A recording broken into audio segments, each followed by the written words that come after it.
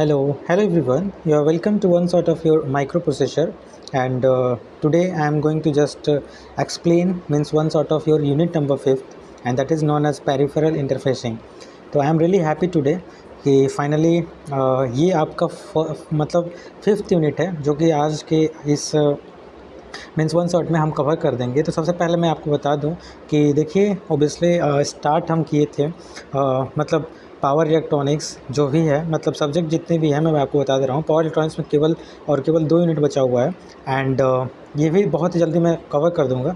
अभी तक जो है हम माइक्रो प्रोसेसर भी देखिए आज कंप्लीट ही हो जाएगा 5 unit and as well as जो आपका आइडिया टू बिजनेस मॉडल है उसका भी 5 यूनिट हमने कंप्लीट कर दिया है। बस बचा आपका special electrical machine. By chance मैंने इसे मतलब 5 यूनिट कंप्लीट कर दिया है, लेकिन बाय मिस्टेक क्या ही बताऊं, एक जो वीडियो है आपका यूनिट नंबर थर्ड का वो प्रोसेसिंग में चला गया है। यहाँ पे आप देख सकते हैं कि आपका ये स्पेशल इलेक्ट्रिकल मशीन है जिसमें कि 5 यूनिट जो है कवर है। और मैं कैसे बताऊँ, I am really feeling means सबसे बहुत ही बुरा लग रहा है कि ये वीडियो प्रोसेस में चला गया और 36 मिनट का वीडियो बना था। आप सोच सकते हो 36 मिनट का वीडियो बनाने मुझे 50 मिनट लगता है। मीन्स उस वीडियो को मैंने पूरा सब कुछ क्लियर कर दिया, बस अपलोड करना बाकी रह गया था and it was gone in a process. So let's see, मुझे लगता है उसे फिर से बनाना पड़ेगा। तो फाइनली मैं बस आपको ये बताना चाहता था कि जो आपका वन शॉट है अभी तक हमने 3 यूनिट जो है 3 सब्जेक्ट जो है, सबसे पहले मैं लिख देता हूँ idea to business model, microprocessor का 5 unit, idea to business model और स्पेशल इलेक्ट्रिकल मशीन जो आपका है इसका 5 यूनिट का हमने कवर कर दिया। केवल बचा माइक्रो प्रोसेसर, वो भी आज कवर हो जाएगा। एंड उसके बाद आपका पावर सिस्टम 2, जैसे कि आप लोगों के बहुत से मतलब कमेंट आ रहे थे, उसका लगातार मैं वीडियो अपलोड करूँगा। यूनिट नंबर 5 से चालू करूँगा, पोस्ट कर दिया हूँ, आई होप आप देखे होंगे। 4 3 2 1 ऐसे इसको कवर करूँगा। और पावर इलेक्ट्रॉनिक्स के 2 यूनिट बचे हैं तो उसको भी मैं कवर कर दूँगा। तो चलिए आज का वीडियो आप देख सकते हैं। थोड़ा सा मैंने जस्ट ओवरव्यू दिया कि क्या अभी तक सिलेबस मतलब आपके कवर हुए हैं, वन शॉट के क्या बचे हैं। तो ये यूनिट जो है आपका फिफ्थ यूनिट है। एंड सबसे पहले मैं आपको बता दूं कि जो फोर्थ यूनिट था आपका मतलब वन शॉट माइक्रो प्रोसेसर का, वो बहुत ही छोटा मतलब आई थिंक 20 मिनट का बना होगा, मुझे जहाँ तक उम्मीद है सबसे छोटा था। लेकिन ऑब्वियसली मैं बता दूं कि जो आपको फिफ्थ यूनिट है, फिफ्थ यूनिट सबसे बड़ा यूनिट है। मतलब अभी तक जितना भी हमने वन शॉट पढ़ा सबसे मतलब माइक्रो प्रोसेसर का सबसे लेंथी यूनिट मैं कह सकता हूँ। पेरिफेरल ये इंटरफेसिंग इसका यूनिट का नाम है। तो ये जो यूनिट है सबसे बड़ा यूनिट है एंड इस यूनिट में हमें बहुत ही ज़्यादा मतलब बहुत सिलेबस है, बहुत ज़्यादा पढ़ना पड़ेगा। सबसे पहले मैं आपको बता दूं जो आपका यूनिट नंबर 5 है, इसमें अभी तक आपने केवल 805 जस्ट आपको मैं मतलब दिला दूं 8085 एंड 8086 अभी तक केवल आपने 2 ही माइक्रो प्रोसेसर के पिन डायग्राम याद किया है। एंड मैं आपको कैसे बताऊं कि इनके पिन डायग्राम याद करने में बहुत ज़्यादा डिफ़िकल्टी होती है। 40-40 पिन डायग्राम होते हैं, उसको याद करने में हालत ख़राब हो जाती है।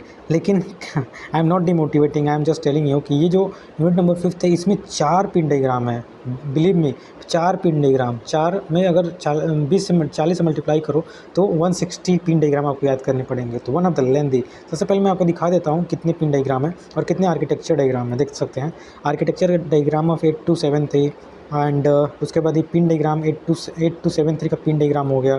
फिर से पहला पिन डायग्राम, फिर ये जो आपका आ गया इंटरफेसिंग आ गया, फिर से ये आर्किटेक्चर इंटरनल आर्किटेक्चर आ गया। तो देखिए अभी वीडियो जो है स्टार्ट हुआ है, अभी मतलब 4 मिनट होने वाले हैं। मैं आपको बस मतलब इसलिए ये सब बता रहा हूँ कि वीडियो में लास्ट तक बने रहिए। ऑब्वियसली ये वीडियो 50 मिनट से कम नहीं होने वाली है, अधिक ही जाएगी, क्योंकि इसमें इतना कंटेंट ही है कि मुझे हालत ख़राब हो जाएगी आपको समझाने में भी, और मुझे भी इसको पीपीटी बनाने में सबसे ज़्यादा टाइम लगा है। क्योंकि अभी तो बहुत चीज़ दिया था, बहुत चीज़ मैंने मतलब टू नेट मतलब कम किए हैं, तभी भी जाके ये वीडियो जो है 23 पेज का बना हुआ है। चलिए स्टार्ट करते हैं। सबसे first we need to understand about the difference between the memory and peripheral mapped. जो मेमोरी मैप्ड होता है इनपुट आउटपुट, और जो पेरिफेरल मैप्ड होता है, इन दोनों में क्या अंतर होता है। जो आपका यूनिट नंबर फिफ्थ है उसमें हमने केवल इंपॉर्टेंट क्वेश्चन ही लिया है। इंट्रोडक्शन पार्ट है जो इतना इंपॉर्टेंट नहीं एग्जाम पॉइंट ऑफ व्यू से, उसको मैंने कट कर दिया है। तो for that you can just take the help of Quantum और you can take the help of books. Okay, तो सबसे पहले मैं आपको बता दूं दोनों में डिफरेंस हमें जानना है। जो मेमोरी मैप्ड है, पेरिफेरल मैप्ड है। तो सबसे फर्स्ट जो आपका मेमोरी मैप्ड होता है, in this device address is 16 bit, ठीक है, लेकिन in this device address is 8 bit. ये हम यहाँ पे मेमोरी, यहाँ पे आप देख सकते हो हम किसके बीच में डिफरेंस बता रहे हैं। Memory mapped and peripheral mapped input output, तो ये 16 बिट का होता है और ये 8 बिट का होता है, right. And are use to generate device address and line are use, जो इसमें एड्रेस लाइन होते हैं ये भी यूज़ किया जाता है किस लिए, जनरेट एड्रेस दोनों एड्रेस के लिए ही, लेकिन एक 16 बिट का होता है, एक 8 बिट का होता है। उसके बाद आगे MEMR MEMW, अभी मैं यहाँ नहीं समझा सकता, जैसे आप इस वीडियो के अंदर जब जाएंगे तो आई होप आपको बहुत ही अच्छे से मैं बताऊँगा कि ये दोनों जो हैं कंट्रोल सिग्नल होते हैं, are use to read and write the operation. MEMR और MEMW दोनों जो होते हैं कंट्रोल सिग्नल होते हैं। जो आपका मेमोरी मैप्ड एंड जो ये पेरिफेरल मैप होता है उसमें IOR IOW ये रीड के लिए हो गया, ये राइट के लिए हो गया। Control signal are use to read and write operation, right. उसके बाद इंस्ट्रक्शन के बारे में हम बात करेंगे। जो इंस्ट्रक्शन होता है मेमोरी मैप्ड में वो LDA STA एंड ऐड होता है, लेकिन इसमें इंस्ट्रक्शन जो होते हैं इन एंड आउट अवेलेबल होते हैं। ये सब कुछ आपको याद करना पड़ेगा। उसका डाटा ट्रांसफ़र, जो डेटा ट्रांसफ़र होता है आपका मेमोरी मैप्ड एंड ये पेरिफेरल मैप्ड है, तो ये जो डेटा ट्रांसफ़र इस मतलब जो होता है ये between any two register input and output, लेकिन इसमें जो होता है accumulator and input output device में हम डेटा को ट्रांसफ़र करते हैं। Now we need to understand about the जो ये मेमोरी मैप्ड है, ये पेरिफेरल मैप्ड है, याद रखिएगा ये जो होता है 64 बिट का इसका मेमोरी होता है। एंड ये जो होता है 256 input and 260 output can be connected. इसमें 256 इनपुट एंड 256 जो होता है 56 आउटपुट डिवाइस जो है कनेक्ट कर सकते हैं। जो हमारा मेमोरी मैप्ड होता है उसमें अर्थमेटिक एंड लॉजिकल ऑपरेशन हम परफॉर्म कर सकते हैं, लेकिन इसमें कोई फैसिलिटी नहीं होती है। एंड देन लास्ट पॉइंट, इतना पॉइंट मैं बता रहा हूँ, अगर आप 4-5 भी पॉइंट अपने एग्जाम में लिखते हो that is sufficient, but exactly you have to write what actually you want to write. उसके बाद एड्रेस कोडिंग, जो कोडिंग होता है 16 बिट, इसमें 8 बिट का होता है, आपने शुरू में ही पढ़ा। तो it's all about the difference between the memory mapped and peripheral mapped input output device. Now we need to understand about the other topic. That topic is again difference between the serial communication and parallel communication. ये तो आप बहुत पहले से पढ़ते आ रहे हो कि सीरियल कम्युनिकेशन और पैरेलल कम्युनिकेशन क्या होता है, तो इनमें हम डिफरेंस बताएंगे। सबसे पहला डिफरेंस जो होता है डेटा ट्रांसफ़र। नाम से क्लियर है कि सीरियल कम्युनिकेशन है तो 1 बाई 1 बिट जो होगा डेटा ट्रांसफ़र होगा, और ये जो होता है ये मल्टीपल होता है। ये जो स्लोअर होगा ये फास्टर होगा, जैसा स्पीड ये जो होता है हमारा सीरियल जो होता है ये इसका स्पीड जो होता है मॉडर्न मतलब कम होता है, लेकिन इसका हाई होता है, तेज़ होता है। हार्डवेयर कम्प्लेक्सिटी, जो हमारा सीरियल कम्युनिकेशन होता है उसमें कम हमें हार्डवेयर की नीड होती है, लेकिन जो पैरेलल होता है उसमें ज़्यादा हमने मतलब हार्डवेयर रिक्वायरमेंट होती है। जो सीरियल कम्युनिकेशन होता है वो लॉन्ग डिस्टेंस के लिए मतलब प्रीफर किया जाता है, लेकिन जो पैरेलल कम्युनिकेशन होता है वो शॉर्ट डिस्टेंस के लिए प्रीफर किया जाता है। प्रोटोकॉल, जो प्रोटोकॉल किस प्रोटोकॉल से हम सीरियल कम्युनिकेशन करते हैं, I2C SPI UART USB RS-232, ये जो है प्रोटोकॉल है फॉर सीरियल कम्युनिकेशन। इसमें डायरेक्ट इंटरफेसिंग पैरेलल बसेस के थ्रू होता है। अब I2C क्या होता है, इंटरनेट टू, जो इसका फुल फॉर्म होगा देख लीजिएगा। SPI का भी कोई प्रोटोकॉल होता है, इसका फुल फॉर्म मुझे याद नहीं आ रहा है, इसका फुल फॉर्म मुझे याद आ रहा है। यूनिवर्सल एसिंक्रोनस रिसीवर ट्रांसमीटर होता है। USB का भी फुल फॉर्म होता है, यूनिवर्सल सीरियल बस होता है ऐसे। तो सब कुछ का full form and everything you need to understand. And then we need to understand about the application. जो सीरियल कम्युनिकेशन होता है, सीरियल कम्युनिकेशन जो होता है सेंसर्स होते हैं, मॉडेम्स होते हैं, स्टोरेज इंटरफेसिंग में हम सीरियल कम्युनिकेशन का हेल्प से सीरियल कम्युनिकेशन करते हैं। एंड पैरेलल कम्युनिकेशन में प्रिंटर एंड डिस्प्ले का हम यूज़ करते हैं। तो देख सकते हो अभी जस्ट इसको से 2 डिफरेंस बताने में 9 मिनट लग गए हैं, तो इस वीडियो बहुत ही लंबा जाने वाला है। मैं आपसे यही कहूँगा कि प्लीज़ वीडियो में कंटिन्यू हमारे साथ रहिए। मैं पूरा अपना 100% दूंगा कि जितना मैं कंटेंट लिया हूँ उसको बहुत ही मतलब प्रिसाइज़ एंड बहुत ही पोलाइटली समझाऊँ। सबसे पहले मैं DMA कंट्रोलर, देखिए गांठ मान लीजिए कि 7 नंबर में आता है। अगर कुछ ना आए तो DMA का जो पिन डायग्राम पिन डायग्राम है, आर्किटेक्चर है, इसको ज़रूर पढ़ लीजिए। 5 मिनट में अगर कुछ नहीं आ रहा है तो इसको ज़रूर पढ़ लीजिए, क्योंकि हर बार पूछता है। तो सबसे पहले हम DMA का फुल फॉर्म जानते हैं। DMA is full form direct memory access, इसका फुल फॉर्म होता है, राइट। एंड DMA क्या होता है, controller is a hardware component that allow the peripheral to transfer the data directly. देखो नाम से ही क्लियर है, डायरेक्ट ट्रांसफ़र इसका नाम है। डायरेक्ट मेमोरी एक्सेस मतलब मेमोरी में डायरेक्ट एक्सेस होता है, और ये क्या करता है, इसका मेन काम होता है it's allow peripheral to transfer the data directly to the form of system memory without CPU inversion. मतलब बिना CPU के इन्वर्जन के ये डेटा को क्या करता है, मतलब ट्रांसफ़र करता है। और क्या करता है, improving the efficiency by freeing the CPU other task during the data transfer. Means data transfer के दौरान जो CPU में अदर टास्क है उसको भी इफिशियंट और क्या बनता है, इम्प्रूव करता है। This is the all work of our DMA, direct memory access. Now we need to understand about the features of DMA. देखिए कंटेंट तो मैं बहुत ज़्यादा दिया हूँ, अगर सभी कंटेंट को मुझे लगता है समझाने लगूँ तो बहुत टाइम लगेगा, तो कुछ कंटेंट अगर मैं छोड़ दूँ और जो मैं ना एक्सप्लेन करूँ तो ये आपकी रिस्पॉन्सिबिलिटी बनती है कि आप उसे पढ़ लेंगे, ठीक है। आगे हम फीचर की बात करते हैं। तो जो इंटेल 8273 DMA को 8273 से हम बोलते हैं।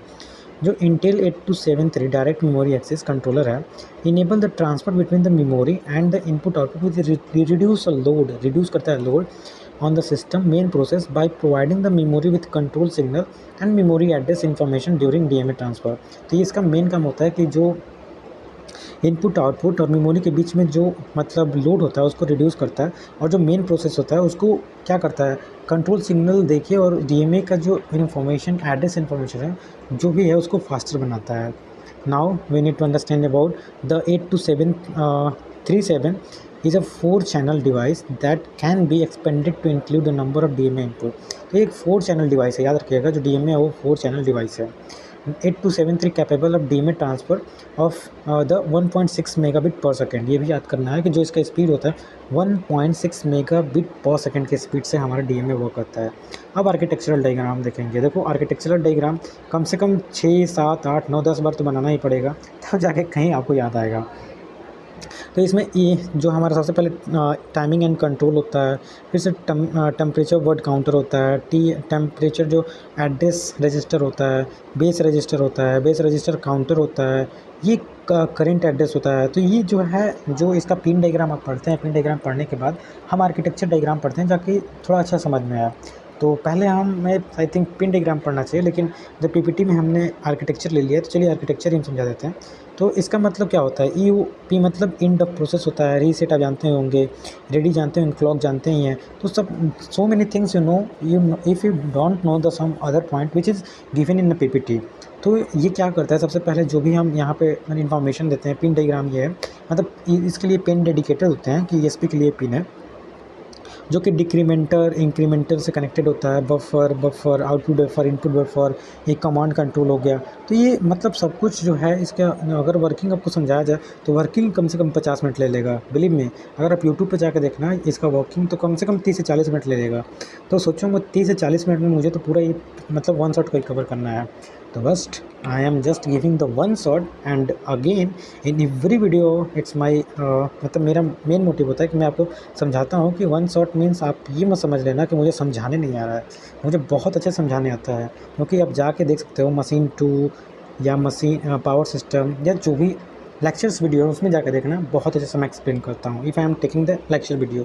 But definitely we need to understand कि इट्स वन शॉट, और वन शॉट में 50 मिनट में सभी चीज़ को एक्सप्लेन करना it's not a big deal. तभी भी मैं बहुत अच्छे से आपको एक्सप्लेन करता हूँ जितना मेरे से हो सके। देखो सबसे पहले जो भी आर्किटेक्चर है टाइमिंग एंड कंट्रोल के साथ जितने भी की जो भी इंफॉर्मेशन जो भी पिन मतलब अटैच है आपको याद करना पड़ेगा। एंड ये आपका मतलब writer buffer, reader buffer, mode, status, temperature, input output control, output buffer, सब कुछ आपको समझना पड़ेगा, राइट। उसके बाद अगर हम बात करें देन आफ्टर हमें समझना होगा कि 8237 कंटेन 3 बेसिक ब्लॉक डायग्राम। जो हमारा 8273 जो अभी हमने DMA पढ़ा था इसको कहते हैं, ये 3 बेसिक ब्लॉक डायग्राम कंटेन करता है। सबसे पहला जो होता है हमारा जो होता है टाइमिंग एंड कंट्रोल ब्लॉक, दूसरा प्रोग्राम एंड कंट्रोल ब्लॉक, तीसरा प्रायोरिटी इनकोडर ब्लॉक। देखो मैं समझा रहा हूँ, यहाँ पे 3 ब्लॉक है। सबसे पहले इसने बोला ना टाइमिंग एंड कंट्रोल ब्लॉक, ठीक है। दूसरा जो ब्लॉक होता है मतलब 3 सबसे मेन ब्लॉक होता है प्रोग्राम एंड कंट्रोल ब्लॉक। तो आप देख सकते हो कंट्रोल ब्लॉक कहाँ पे है, कंट्रोल ब्लॉक आप कहाँ कह सकते हो, इसमें कंट्रोल ब्लॉक कहीं दिख रहा है, हाँ कमांड, ये कमांड मास्क रिक्वेस्ट ये कंट्रोल ही ब्लॉक है। और तीसरा जो है आपका ब्लॉक जो हो गया वो जो है प्रायोरिटी इनकोडर ब्लॉक। तो ये 3 ब्लॉक होते हैं। आप जब भी आर्किटेक्चर डायग्राम बनाएंगे उसके नीचे ज़रूर लिख लेंगे कि इसको इसके मतलब जो एक DMA है इसके 3 मेन डायग्राम मतलब मेन बेसिक ब्लॉक होते हैं। पहला timing and control, it's generate the internal timing and external control of the signal to 8237। Now जो प्रोग्राम कंट्रोल ब्लॉक होता है it's decode various command given to 8237 by the micro processor before serving the DMA request. मतलब before serving मतलब जो भी हमें command मिला होता है उससे मतलब परफॉर्म करने से पहले ये हमारे जो भी इंफॉर्मेशन होता है उसको डिकोड करता है।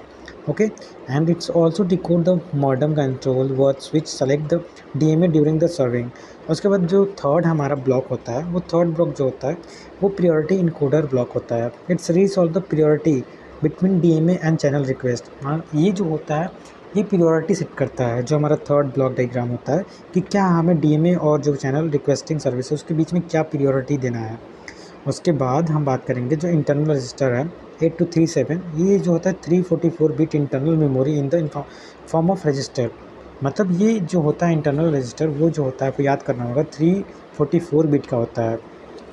उसमें सबसे पहला जो रजिस्टर होता है वो कंट्रोल एड्रेस रजिस्टर होता है, जो कि each of 4 DMA channel 8273 has a 16 bit address register. आपको याद रखना होगा कि 60 बिट रजिस्टर होता है that hold the current memory address being the access the DMA transfer. तो ये पहला आपने देखा करेंट एड्रेस रजिस्टर होता है। दूसरा जो रजिस्टर होता है वो मोड रजिस्टर होता है। इसमें 3 चीज़ हम पढ़ेंगे कि each DMA channel 8 bit register, each DMA channel होते हैं वो 8 बिट रजिस्टर होते हैं। This is written by the CPU program mode. Bit 01 of the mode register determine the which of the 4 channel register to return. मतलब जो 0 bit और 1 bit होता है वो डिसाइड करता है कि किस, मतलब जो भी चैनल है 4 चैनल है उसमें किस में हमें रीड या राइट ऑपरेशन करना है। एज वेल एज जो 2 एंड 3 जो बीट होता है वो डीएमए का होता है। 4 bit of the modem register indicate whether auto installation, मतलब ऑटो इंस्टॉल करना है, सेलेक्ट करना है या नहीं सेलेक्ट करना है। ये जो होता है कौन सा बिट सेलेक्ट करता है, 2 एंड 3। ये सब कुछ पढ़ना होगा। जो 5 bit indicate the increment and decrement selection. उसके बाद रिक्वेस्ट रजिस्टर आता है। ये रिक्वेस्ट रजिस्टर क्या करता है, ये एसोसिएट विथ रिक्वेस्ट रजिस्टर। मतलब अगर आप कोई भी इन्फॉर्मेशन दे रहे हो उसको कितना रिक्वेस्ट करना है, ये जो है रिक्वेस्ट रजिस्टर काम होता है। उसके बाद आप मास्केबल नॉन मास्केबल आपने पढ़ा होगा। तो यहाँ पे मतलब आपको सब कुछ समझना होगा कि there are non maskable also, मतलब प्रियोरिटी होते हैं फॉर 8237। उसके बाद मास्केबल क्या होता है, maskable non maskable unit number हम फर्स्ट में बताए थे। यहाँ पे तो ऐसे ही भी हम नहीं बता सकते, देख सकते हो 16 मिनट हो गया एंड अभी बहुत ही कंटेंट बचा हुआ है। तो for that I could say sorry, I can't explain here because the syllabus of this unit is really vast, so I don't want to exceed more than 1 hour, क्योंकि अगर 1 घंटा से अधिक बनाऊँगा तो सच बात है ये बहुत ही ज़्यादा MB का हो जाएगा, मीन्स 1 GB का हो जाता है। बहुत बार तो मतलब मैक्सिमम GB में चला जाता है। मुझे अपलोड करने में भी टाइम लगेगा, तो अपलोड करने में बहुत ज़्यादा टाइम लगेगा। उसके बाद मुझे बहुत ही काम करना पड़ता है। अगर वीडियो का लेंथ बढ़ेगा आपका भी इंटरेस्ट नहीं बढ़ेगा, मुझे भी ज़्यादा चिल्लाना पड़ेगा, मुझे कोई हेल्प नहीं हो, मतलब मुझे कोई इतना बेनिफिट नहीं दिखता है। मुझे ये बेनिफिट लगता है कि आपको रिवाइज़ कर दिया जाए जितने भी टॉपिक हैं, जितना फास्ट से fast with the full of efficiency. तो ये सब आप पढ़ लेना। टेम्पोररी रजिस्टर क्या होता है, स्टेटस रजिस्टर क्या होता है। टेम्पोररी रजिस्टर आप जानते होंगे कि it's hold the data during the memory to memory data transfer. Status register जो होता है ये जो होता है कीप करता है जो भी ट्रैक ऑफ डीएमए होता है चैनल। देखिए मैं कुछ छोड़ता नहीं हूँ, लेकिन हाँ कोशिश यही रहता है मेरा कि सब कुछ आपको समझा दिया जाए। देन आप देख सकते हो सबसे पहला पिन डायग्राम जो 8237, जो 8237 आपका डीएमए है, क्या कह सकते हैं, माइक्रो प्रोसेसर या कंट्रोलर कह सकते हैं। इसका हम सबसे पहले 40 पिन है। अब देख सकते हो 40 पिन फिर से हमें पढ़ना होगा। सबसे पहले जो पिन होता है वो आई बार IOR, IOW रीड के लिए, राइट के लिए, MEMWR, फिर से NC, ready, hold, HLDA, add, AEN। तो ये सब कुछ देखिए हम पढ़ेंगे नहीं, आपको ये मतलब याद करना पड़ेगा, प्रैक्टिस करना पड़ेगा। मैंने बोला 82, ये क्या है, 8237 है ना, एक मिनट में देख लेता हूँ। हाँ 8237, ये 8237 हमारा डीएमए है। ये बहुत important exam point of view से। वैसे एग्ज़ाम से पहले मैं आपको इंपॉर्टेंट क्वेश्चन दूंगा, लेकिन जब आप 1 शॉट पढ़ रहे हो तो कम से कम 1 शॉट को तो एकदम अच्छे से पढ़ो। 8237 इसमें भी मैं बहुत अच्छे से एक्सप्लेन करूँगा। इसमें जो सबसे नीचे वाला पिन होता है वो VSS होता है, और यहाँ पे सबसे बड़ी बात होती है जो VCC होता है। जो अभी तक आपने पढ़ा था, अभी 82 मतलब 8085 या 8086 जो A5 या 8086 माइक्रो कंट्रोलर में, ये जो आपका VCC होता है वो 14 पिन होता है, लेकिन यहाँ पे 31 पिन होता है। सब कुछ याद करना पड़ेगा। मान चलो आप DMA का याद किए, लेकिन एग्ज़ाम के दिन VCC यहाँ लगा दिए और सब कुछ आपका सही है, मान चलो इधर पिन सब सही किए हो, लेकिन टीचर बस आपको देखेगा 40 पिन पे आपने VCC लगाया तो काट के वो 0 नंबर दे देगा। तो please for that I am saying कि आपको बहुत ज़्यादा प्रैक्टिस की नीड है। उसके बाद जो फंक्शनल सिंगल जो होता है ना, जो मतलब अभी 8273, इसके सब कुछ जो पिन है उनके बारे में हम आपको बात कर देते हैं। जो VCC होता है जानते होंगे, जो वीसीसी है वो 5 वोल्ट हम मतलब अभी तक जितने भी पढ़ते आ रहे हैं माइक्रो कंट्रोलर है उसको 5 वोल्ट देते हैं। ग्राउंड किस लिए हम यूज़ करते हैं, return the line from the supply, ground pin use करते हैं। आप बहुत अच्छे से जानते हैं कि क्लॉक हम क्यों यूज़ करते हैं। It's internally required clock signal for deriving internal timing request for the मतलब सर्किट ऑपरेशन। इसके लिए हम क्लॉक ऑपरेशन, उसके बाद रेडी क्यों यूज़ करते हैं, टू मैच द मतलब हमारा जो माइक्रो प्रोसेसर है अगर किसी चीज़ से हम इंटरफेसिंग कर रहे हैं तो इट्स रेडी और नॉट। उसके बाद एड्रेस बस जो होता है A0 से लेकर A3 और A4 से लेकर A7 ये एड्रेस बस होते हैं। तो इसमें आप समझ लेना, आप पढ़ लेना कि A0 जो होता है 4 स्लैश सिग्निफिकेंट जो हमारे बिट होते हैं इनकी क्या वर्किंग होते हैं सब कुछ दिया हुआ है, आप पढ़ लेना। उसके बाद HRQ जो होता है ये पिन ये होल्ड रिक्वेस्ट होता है। ये जो होता है आउटपुट पिन यूज़ रिक्वेस्ट मतलब जो हमारा बस CPU से कनेक्ट होता है कोई भी इंफॉर्मेशन को होल्ड करने के लिए, जो मतलब हम HRQ जो पिन होता है उसका यूज़ करते हैं।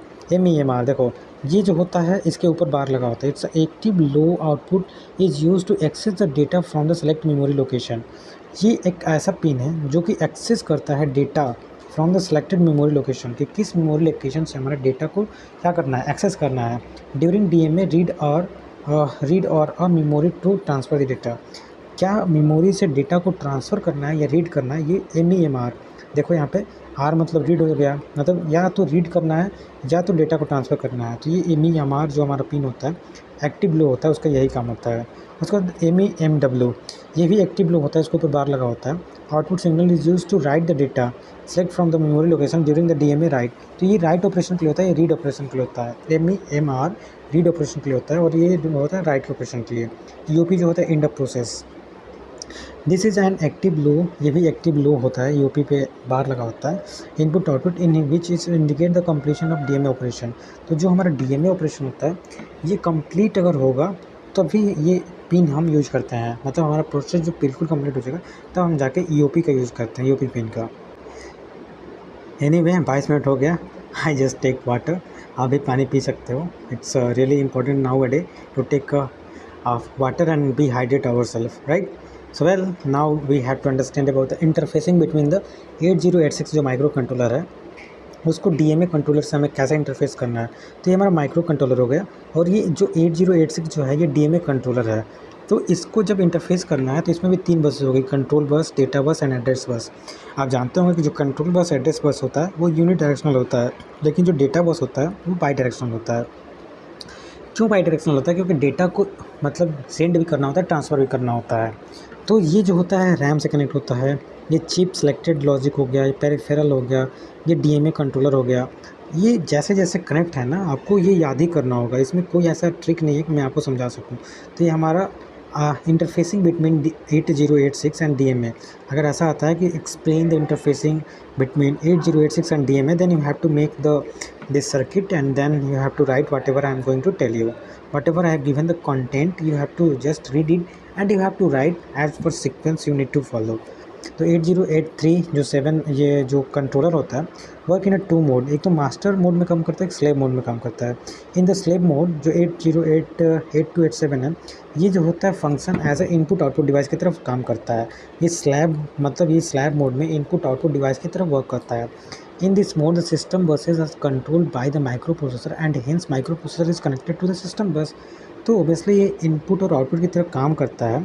जो हमारा 8237 माइक्रो मतलब कंट्रोलर है एज अ फर्स्ट मोड जो स्लेव मोड में ये ऐसे वर्क करता है। एक मिनट मोबाइल थोड़ा चार्जिंग में लगा दो। या now we have to understand about the master mode में क्या होता है। मास्टर मोड में जो 8237 become the bus master and hence ये इस समय जो है बस मास्टर की तरफ हेल्प करता है and hence the micro processor isolated from the system बस। तो ये जो होता है मतलब मास्टर मोड में क्या होता है, मास्टर मोड में ये आइसोलेटेड हो जाता है सिस्टम से and this isolation is done by AEN signal. AEN pin था हमारा, अभी आपने देखा होगा AEN पिन, ये पिन जो है आइसोलेशन के काम में वर्क आता है। देखो जो पिन नंबर 9 है यहाँ पे बहुत ही क्लियरली आपको दिख रहा होगा, जो पिन नंबर 9 है AEN, ये पिन जो है हमारा माइक्रो प्रोसेसर को आइसोलेशन करने माइक्रो प्रोसेसर नहीं सॉरी कंट्रोलर को आइसोलेशन करने के लिए वर्क करता है, जो कि मास्टर मोड में वर्क करता है। ठीक है। तो इट्स ऑल अबाउट हमारा जो मतलब कैसे हम इंटरफेसिंग करते हैं। तो मिनिमम कॉन्फ़िगरेशन ऑफ जो मिनिमम कॉन्फ़िगरेशन होता है, जस्ट वेट या now sorry for disturbance. Now I am just telling you कि in this mode hold HLDA जो ये इंटरप्ट सिग्नल होता है is used for maximum mode. Minimum mode के लिए हम ये यूज़ करते हैं और मैक्सिमम मोड के लिए हम यूज़ करते हैं, राइट। आगे हम बात करेंगे फीचर्स ऑफ 8255। यहाँ से नया चालू हो गया, याद रखिएगा। फीचर्स ऑफ 8255 PPI का फुल फॉर्म होता है, अभी हम आगे देखेंगे। तो जो 8255 is a wide programmable parallel input output device होता है। Programmable parallel input output device, it can be used to program to transfer data under the various condition. तो ये जो हमारा PPI होता है, इसका काम क्या होता है, डेटा को ट्रांसफ़र करना under various condition from simple input output interrupt and condition one. It compatible with all the जो इंटेल होता है माइक्रो प्रोसेसर, ये सबके साथ जो होता है 8255 PPI जो होता है क्या होता है, कंपेटेबल होता है। It is completely TTL compatible. आगे TTL के बारे में आप पढ़ेंगे। इट हैज़ 8 बिग पोर्ट, जो पोर्ट A से लेकर port A B C which are arrange port B and in a 12 pin. अभी आप आगे देखेंगे तो ये जस्ट फीचर बता रहा है। एंड आगे हम बात करते हैं कि जो ईच पोर्ट होता है ना, यूनिक एड्रेस, जो unique address and can be read from the written to each part. The address assigned to the control register which control the word written in the program 8255 operate in a various mode. तो देखिए features है, feature में हम कुछ समझा नहीं सकते हैं। ऐसा मत समझिएगा कि इसमें कुछ ऐसा मतलब कंसेप्ट है जो आपको समझाना है। जो फीचर्स है मैं पढ़ रहा हूँ, इसलिए मैं फिर से दोबारा इसको नहीं रिपीट कर रहा हूँ ताकि वीडियो का लेंथ जो है कम से कम हो सके, ठीक है। आगे हम इंटरनल जो आर्किटेक्चर होता है, जो 8255 है PPI, उसका हम देखते हैं। तो देखिए फिर से मैं कहूँगा कि जितना हो सके अपने तरफ से आप उतना ज़्यादा कोशिश करिएगा कि आप प्रैक्टिस कीजिएगा। तो सबसे पहले 2-3 ब्लॉक होते हैं, 2 ब्लॉक होते हैं, read and write, control logic, data and bus transfer. Group A controller port A के लिए हो गया। ये जो है group A controller port C के लिए हो गया। ये जो हो गया ग्रुप बी पोर्ट सी के लिए हो गया। ये पोर्ट बी के लिए हो गया। तो ये सब पोर्ट बने हुए हैं, सबका कुछ ना कुछ वर्किंग पर्पस है। ये पावर सप्लाई हो गया, ये ग्राउंड हो गया। तो आपको ऐसे जो मतलब आर्किटेक्चर है ना, ये इंटरनल आर्किटेक्चर है ना, यस, इंटरनल आर्किटेक्चर ऑफ 8255, ये आपको पढ़ना ही पड़ेगा। अब इसके फंक्शनल ब्लॉक हैं, जैसे अभी आपने शुरू में DMA का फंक्शनल ब्लॉक देखा था। अब यहाँ पे 8255 PPI का फंक्शनल ब्लॉक डायग्राम देखेंगे। हमने बोला ना कि ये one of the very confusing, याद रखो, confusing and very wide content मतलब ये कवर किया है। तो please make sure you need to just maintain your consistently and जितने मिनट का वीडियो बने प्लीज़ एक बार तो मेरा वीडियो देखो, क्योंकि पूरा यूट्यूब छान मारोगे, आपको ऐसा यूट्यूब पे वन शॉट नहीं मिलेगा जो आपको बिल्कुल डेडिकेटेड हो एक के लिए। Why I am also making because I am student. अगर मैं अच्छा से आपको कंटेंट दूंगा तो कहीं ना कहीं मेरा उसमें हेल्प होने वाला है। क्यों? क्योंकि मैं भी अगर अच्छे से लिखूंगा तो मेरा अच्छा मार्क्स आने वाला है। यही कारण है कि जितना मेरे को आता है उससे कहीं 2% अधिक मैं आपको समझाने की कोशिश करता हूँ, क्योंकि मैं एक दिन से नहीं कर रहा हूँ ये काम। आप जाके यूट्यूब पे देखना, ये मुझे लगातार 4 से 5 साल हो गए इस फील्ड में, टीचिंग फील्ड में, मतलब हाँ टीचिंग कह सकते हो। And it's my hobby also. You can see कि मैं एक ही घंटा लगातार वीडियो बनाता हूँ, मुझे कोई भी मतलब दिक्कत नहीं होता। And if I talk about others like you, if you want to just make video, एक बार लगातार 20 मिनट का ही वीडियो बना कर देखो, हालत ख़राब हो जाएगी। ऐसा नहीं है, I am not challenging, sorry for that, I am not saying to anyone. Maybe कोई मेरे से भी अच्छा हो जो क्या 1 घंटा क्या 2 घंटा भी लगातार कंटिन्यूस पढ़ा सकता हो, मेरे से अच्छा उसके पास नॉलेज हो। Just I am saying it's a skill which anybody need to possess this skill. It's also one of the good skill. It's not required for any specific person. सो सबसे पहले हम डेटा बस के बारे में पढ़ेंगे and control bus. तो data bus, पहला data bus control bus होता है। जैसे यहाँ पे डेटा बस, कंट्रोल बस, जो भी बसेस लगी हुई हैं, इसमें कुछ डेटा बस होंगी, कुछ कंट्रोल बसेस होंगी। तो जो this is a tri state bidirectional buffer use to interface the 8255 to the system data bus. और दूसरा जो होता है इन आउट इंस्ट्रक्शन होता है। फिर से आउटपुट के लिए हमारा डेटा बस होता है। तो ये सब आप पढ़ लीजिएगा प्लीज़, मैं आपसे रिक्वेस्ट कर रहा हूँ कि ये मैं पढ़ूँगा, मैं भी खुद पढ़ूँगा ये। तो इससे बेहतर है कि वीडियो का लेंथ कम हो और जो चीज़ इंपॉर्टेंट है उस चीज़ पे फोकस किया जाए। दूसरा जो आपका होता है read and write control logic के लिए होता है। ठीक है, जिसमें कि हम this control logic block is used for signal as well as input address buses command, जो कि मतलब इंडिविजुअल ब्लॉक होते हैं, उन सबका कुछ ना कुछ वर्क होता है। उसके बाद जो दूसरा होता है group A and group B control होता है, इसका यूज होता है receive control words from the CPU through the data transfer buses and internal buses से हेल्प करके हम जो भी हमारा कमांड होता है पोर्ट का, उसे हम एक्सेस करते हैं या एसोसिएटेड होता है with the that block. Okay, उसका थर्ड पॉइंट जो होता है पोर्ट के बारे में बात करेंगे। Port A, port B, port C. हमने अभी आपको दिखाया कि इसमें 3 पोर्ट होते हैं, फिर से मैं दिखा देता हूँ इंटरनल आर्किटेक्चर। देखिए, सबसे पहले ये पोर्ट ए हो गया, ये पोर्ट सी हो गया, ये पोर्ट बी होता है। तो सबके आप देख सकते हैं ये इनपुट आउटपुट की तरह काम करेगा। ये PC3, PC4 सबके अलग अलग कुछ वर्किंग फंक्शन है, सब कुछ हमें समझना पड़ेगा। यहाँ पे लिखा हुआ है, देख सकते हैं, port A it has 8 bit, it has 8 bit, सभी 8 बिट के होते हैं। And buffer output and 8 bit input latch, मतलब जो इसमें मतलब बीट होती हैं वो 8 बिट का होता है इनपुट और आउटपुट के लिए। इसमें लेच बफर जो होता है 8 बिट जो होता है, इसमें भी डेटा इनपुट बफर के लिए होता है। तो ये सब कुछ है, सब कुछ आप देख सकते हो कि जो हमारा पोर्ट सी होता है ये अनलैच्ड होता है, इनपुट आउटपुट ये दोनों लैच्ड होते हैं, और ये पोर्ट सी होता है अनलैच्ड होता है। ठीक है, टू पार्ट हैज़ द मतलब जो भी लिखा है content, port A can be port A B handshake mode. जो port A and port B होता है, आप याद रखो, ये हैंडशेक मोड होता है। वो हैंडशेक मोड क्या होता है ना, तो मुझे मालूम है ना, मैं कभी पढ़ने की कोशिश किया, क्योंकि भैया केवल AQ का एग्ज़ाम के लिए मैं ये कंटेंट दे रहा हूँ। ये ना तो गेट के लिए है ना कोई कंपटीशन के लिए है। मैं बार बार आपको अवेयर करता हूँ कि ये गेट के लिए नहीं है, नहीं कंपटीशन पॉइंट ऑफ व्यू के लिए है। ये केवल AQ पास करने के लिए, और AQ में जितना मैं कंटेंट आपको देता हूँ उससे इनफ ना मैं पढ़ता हूँ और ना मुझे लगता है कि उससे इनफ आता है। और देख सकते हो मेरा आप CGPA इस बार का देखो 8.96, 8.4, 8.4, कभी भी भगवान की कृपा से 8 से नीचे नहीं है। और आई होप कि मैं जितना मतलब मेहनत कर रहा हूँ इस सेमेस्टर में भी 8+ ही रहना चाहिए, मतलब अच्छा आपको CGPA आना चाहिए। तो बस इतना सा मेहनत करो, अच्छा CGPA आ जाएगा। ठीक है, देन अभी देखो हमें 23 पेज करना है, अभी 12 पेज पे हूँ, थोड़ा अब और फास्ट में लूँगा क्योंकि 31 मिनट हो गया। अब जो 8255 जो हमारा पिन डायग्राम है, इसमें भी 40 पिन डायग्राम है। अभी मैं दूसरा पिन डायग्राम पे आया, देख सकते हो, अभी 4 पिन डायग्राम था जिसमें दूसरा पिन डायग्राम पे हूँ। तो now if I talk about the सबसे पहला पिन जो होता है PA3 होता है, 8284। फिर जो ये रीड के लिए हो गया, ये CS के लिए हो गया, ग्राउंड पिन हो गया 7। ठीक है, कुछ पिन जो होती हैं बहुत इंपॉर्टेंट है, जैसे इसमें 26 नंबर पिन जो है +5 वोल्ट सप्लाई के लिए है। ठीक है, इसमें ये रीसेट के लिए पिन है। ये हमारा सब कुछ पिन आपको एक बार रिवाइज़ करना ही पड़ेगा। ठीक है, तो ये आपका पिन डायग्राम क्या हो गया, पिन डायग्राम जो हो गया 8255A हमारा जो भी है कंट्रोलर या माइक्रो प्रोसेसर जो भी आप कह सकते हैं उसके लिए है। आगे हम बात करते हैं जो आपका A7 से लेके PA0 का ये जो 8 पोर्ट होता है, and line that are act as the either latched output buffer input and depending upon the output where added control. ये कंट्रोल रजिस्टर की तरह वर्क आता है P0 से लेकर P7, और सबका अलग अलग वर्क होता है। अब PC7 से PC4 होता है, ये जो होता है अपर निबल ऑफ पोर्ट सी होता है, पोर्ट सी के अपर निबल में होता है, एंड दैट में act as the either input latch और आउटपुट लैच, दोनों की तरह ये वर्क करता है। उसके बाद PC0 से लेकर PC3 तक। अब इसका क्या होता है, ये जो पोर्ट होता है these are the lower port.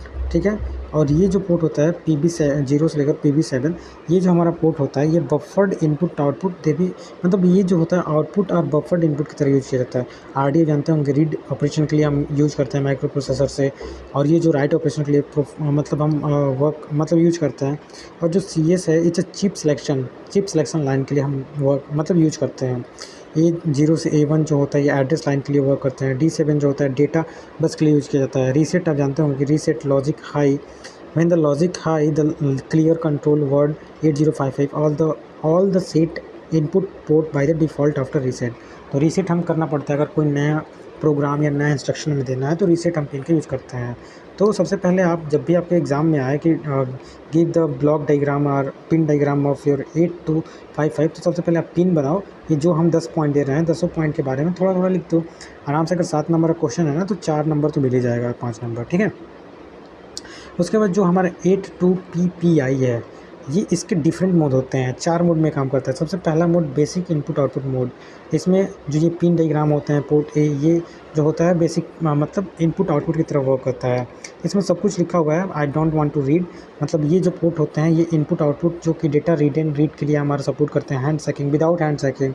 And ये जो होते हैं आउटपुट पोर्ट जो होता है लैच्ड होता है, वेयर एज जो इनपुट जो होता है वो लैच्ड नहीं होता है। हमारा इनपुट आउटपुट के लिए हमारा पोर्ट 1 वर्क करता है।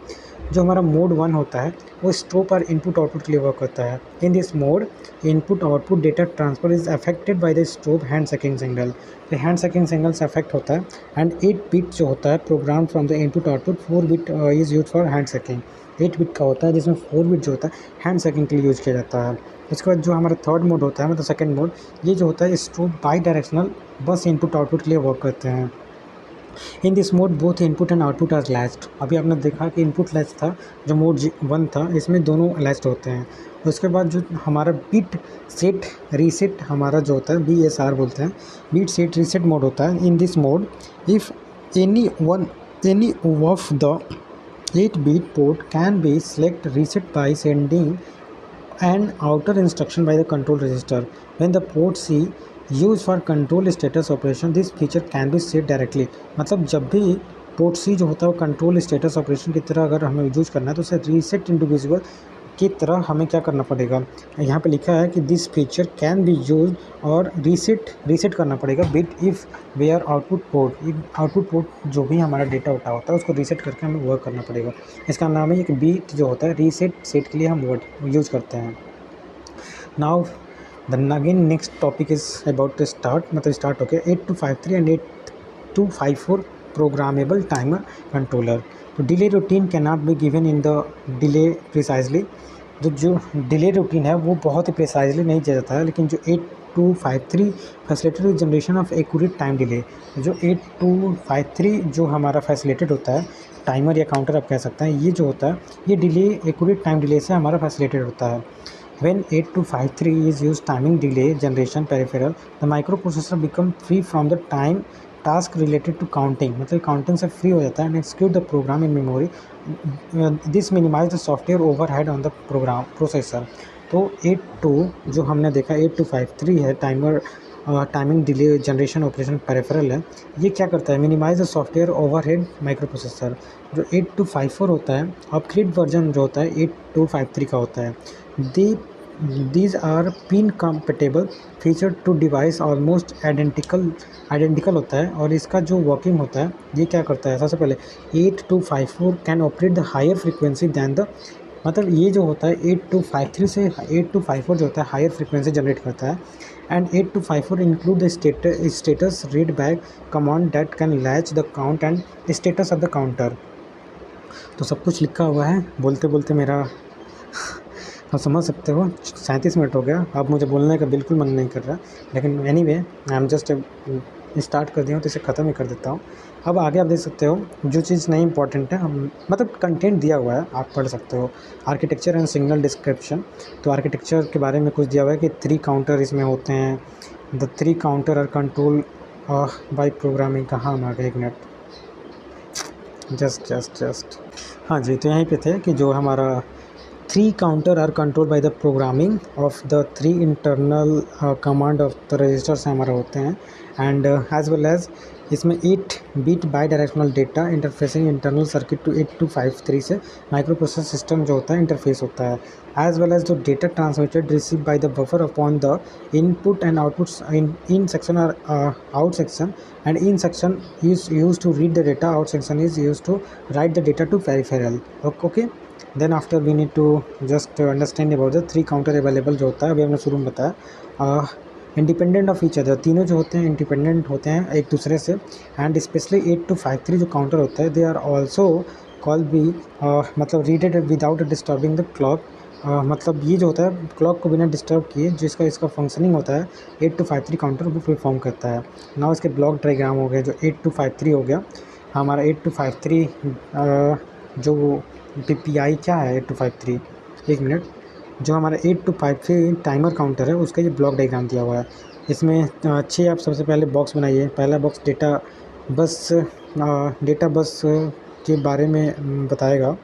हाँ या तो डेटा बस हो गया, रीड लॉजिक हमारा रीड एंड लॉजिक जो होगा, उसके बाद ये कंट्रोल वर्ड के बारे में बताया गया। काउंटर हो गया, काउंटर 1, काउंटर 2, काउंटर मतलब ये काउंटर हो गया, इसमें क्लॉक पल्स दिए हुए हैं, इधर रीड राइट ऑपरेशन हो रहा है। तो ये जो है हमारा ब्लॉक डायग्राम है 8253 का।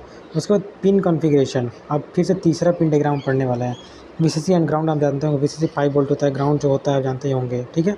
थोड़ा सा मैं बड़ा कर लेता हूँ साइज़, राइट, अब सही है।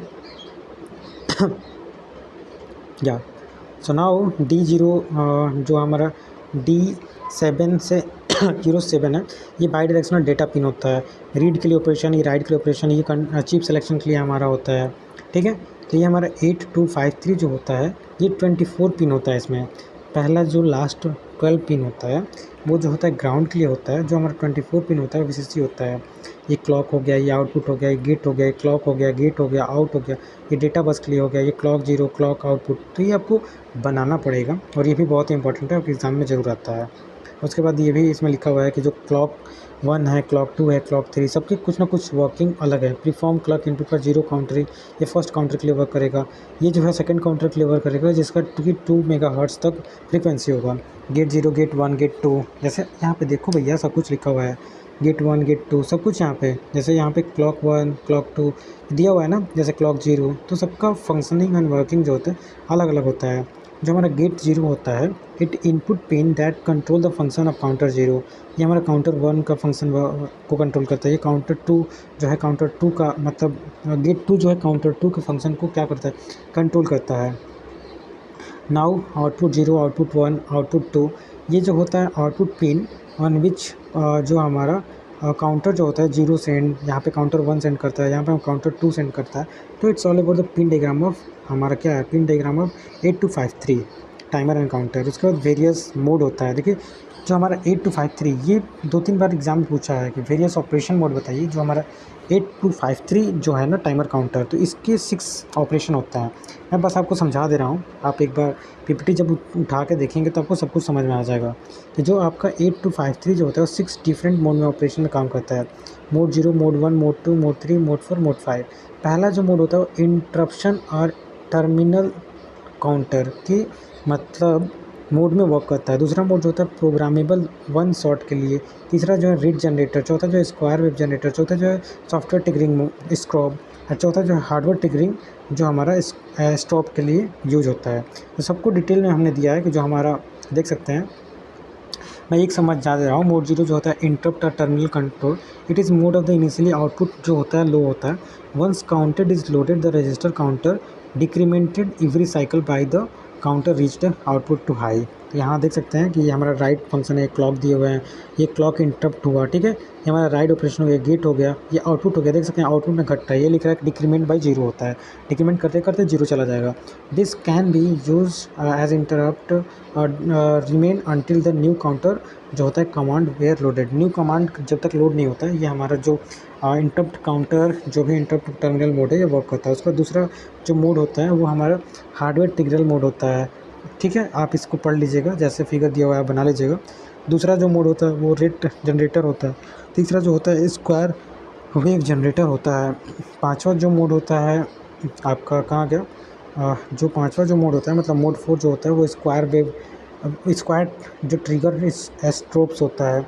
एंड लास्ट जो हमारा होता है वो हार्डवेयर ट्रिगर स्टॉप होता है, ठीक है। उसके बाद last topic of this unit हम पढ़ने वाले हैं 8259 प्रोग्रामेबल इंटरप्ट, PIC बोलते हैं, प्रोग्रामेबल इंटरप्ट कंट्रोलर।